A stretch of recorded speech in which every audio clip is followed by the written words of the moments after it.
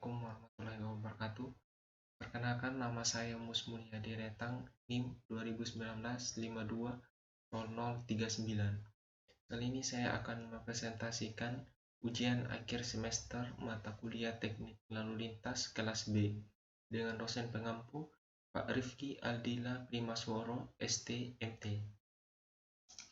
Adapun suruhan dari ujian akhir semester ini adalah membuat resum atau ringkasan dari semua materi yang sudah diajarkan dalam materi teknik lalu lintas. Baik, yang pertama kita akan membahas tentang kinerja lalu lintas. Kinerja lalu lintas dapat ditentukan berdasarkan nilai derajat kejenuhan atau kecepatan tempuh pada suatu kondisi jalan tertentu yang terkait dengan geometri arus lalu lintas dan lingkungan jalan yang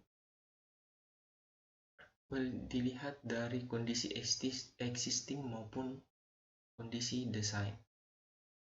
Semakin rendah nilai derajat kejenuhan atau semakin tinggi kecepatan, maka semakin baik kinerja dari lalu lintas tersebut. Derajat kejenuhan. Derajat kejenuhan merupakan perbandingan antara volume lalu lintas V dengan kapasitas jalan C. Besar nilai dari teoritisnya antara lain 0 sampai 1.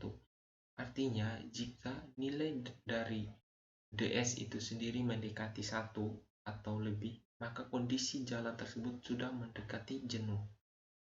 Yang kedua adalah tingkat pelayanan. Tingkat pelayanan menunjukkan kondisi operasional arus lalu lintas dan persepsi pengendara dalam terminologi kecepatan, waktu, kenyamanan berkendara, kebebasan bergerak, gangguan arus lalu lintas lainnya, keamanan dan keselamatan. Adapun faktor-faktor yang mempengaruhi tingkat pelayanan, yang pertama adalah faktor jalan dan yang kedua adalah faktor lalu lintas. Ketiga, hambatan samping. Hambatan samping memberikan dampak terhadap kinerja lalu lintas dari aktivitas samping segmen jalan, seperti adanya pejalan kaki, angkutan umum yang berhenti atau parkir di pinggir jalan, adanya kendaraan bermotor yang keluar masuk dari dan ke lahan samping atau sisi jalan, dan terakhir adalah arus kendaraan yang bergerak lambat. Kerapatan. Kerapatan merupakan rasio perbandingan arus terhadap kecepatan rata-rata yang dinyatakan dalam kendaraan per kilometer. Arus lalu lintas. Arus lalu lintas dipakai atau berfungsi untuk mengevaluasi kapasitas jalan maupun merencanakan jalan baru, tinjauan dan evaluasi arus lalu lintas serta pemahamannya. Adapun hubungan antara kecepatan, arus, dan kerapatan ditunjukkan berdasarkan gambar kurva berikut. MKJI atau Manual Kapasitas Jalan Indonesia. Adapun latar belakang dari MKJI yaitu adanya peningkatan kemacetan jalan dalam dan luar kota karena bertambahnya volume kendaraan. Kedua, keterbatasannya sumber daya untuk pembangunan jalan raya. Yang ketiga, belum optimalnya pengoperasian fasilitas lalu lintas. Yang terakhir, ada MKJI diperlukan seperti berikut. Analisis dampak lalu lintas atau ANDALALIN berdasarkan Hukum Kepmen LH nomor 17 tahun 2001 dan peraturan daerah di masing-masing provinsi atau kabupaten. Adapun maksud dan tujuan dari ANDALALIN itu sendiri pertama adalah maksud untuk mengantisipasi dampak lalu lintas akibat pengembangan yang dilakukan. Sedangkan tujuan dari ANDALALIN yaitu prediksi dampak lalu lintas, menyelaraskan tata guna lahan, jumlah dan lokasi akses serta alternatif akses. Yang ketiga, untuk alat pengawasan dan evaluasi manajemen lalu lintas. Adapun jenis-jenis peruntukan yang memerlukan adrenalin adalah seperti permukiman, universitas, sekolah, pusat perkantoran, perdagangan, pusat perbelanjaan, hotel, rumah sakit, dan lain-lain.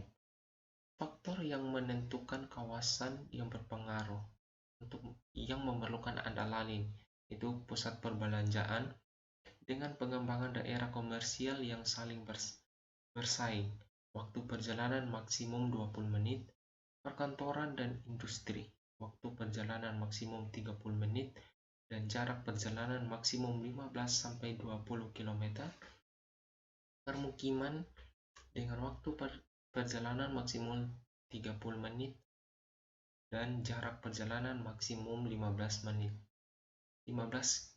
km.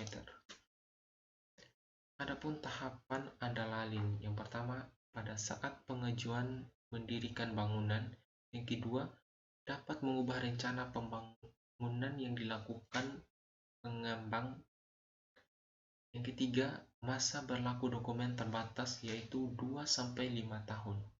Adapun instansi-instansi yang berwenang seperti Bapeda, Dishub, Dinas Tata Kota, dan Dinas PU. Pemodelan kinerja lalu lintas. Pemodelan kinerja lalu lintas dibagi menjadi dua, yaitu model Green-Sheet dan model Greenberg.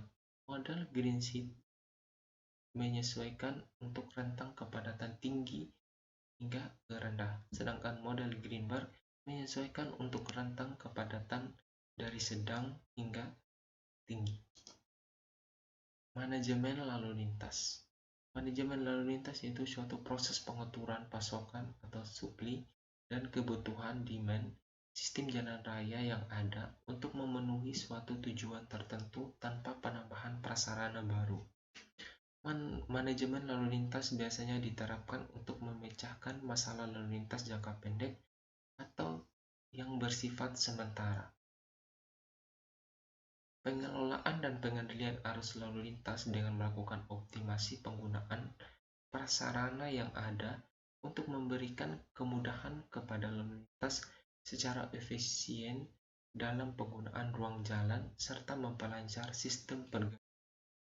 Adapun tujuan dari manajemen lalu lintas yaitu pertama, untuk mendapatkan tingkat efisiensi dari pergerakan lalu lintas secara menyeluruh. Yang kedua, untuk meningkatkan keselamatan dari pengguna. Yang ketiga, melindungi dan memperbaiki keadaan kondisi lingkungan di mana arus lalu lintas tersebut berada. Yang terakhir, mempromosikan penggunaan energi secara efisien. Adapun sasaran teknik manajemen lalu lintas, yang pertama, untuk mengatur dan menyederhanakan arus lalu lintas, mewujudkan keamanan dan keselamatan berlalu lintas. Dan ketiga, meminimumkan gangguan terhadap arus lalu lintas. Yang keempat, mengurangi tingkat kemacetan lalu lintas. Yang kelima, untuk terjaganya kondisi lingkungan dari dampak negatif lalu lintas. Analisis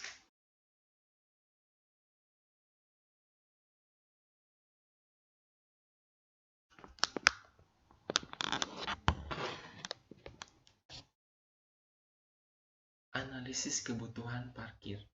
Definisi parkir merupakan keadaan di mana kendaraan tidak bergerak dalam jangka waktu tertentu atau tidak bersifat permanen.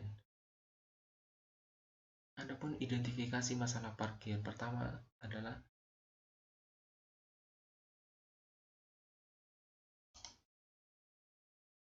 adapun permasalahan parkir. Aktivitas suatu pusat kegiatan akan menimbulkan aktivitas parkir kendaraan yang berpotensi menimbulkan masalah, antara lain pertama, bangkitan tidak tertampung oleh fasilitas parkir di luar badan jalan yang tersedia, sehingga meluap ke badan jalan. Luapan parkir di badan jalan akan mengakibatkan gangguan kelancaran arus lalu lintas. Yang kedua, Tidak tersedianya fasilitas parkir di luar badan jalan, sehingga bangkitan parkir secara otomatis memanfaatkan badan jalan untuk parkir.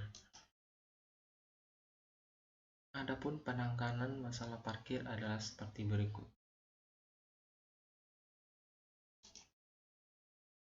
Adapun tahapan jangka pendek dari penanganan masalah parkir. Yang pertama, itu pembangunan pusat kegiatan baru pada pengusulan IMB harus disertai persyaratan penyediaan fasilitas parkir yang memadai. Kedua, tahapan jangka menengah atau panjang, yaitu parkir di luar badan jalan pada kawasan pembangkitan parkir.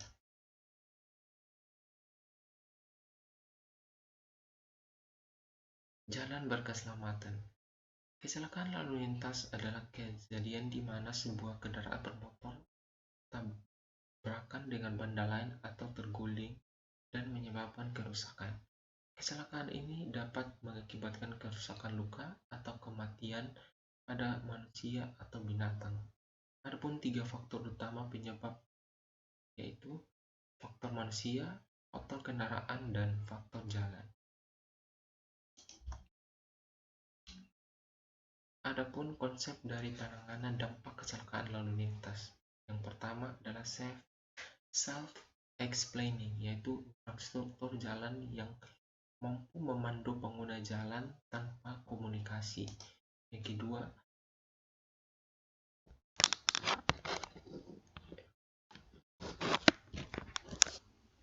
kedua adalah self-enforcement, yaitu rancangan jalan memenuhi desain perlengkapan jalan yang maksimal.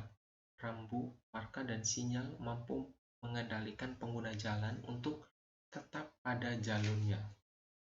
Yang ketiga, forgiving road, yaitu infrastruktur jalan yang mampu meminimalisir kesalahan pengguna jalan dan tingkat keparahan korban.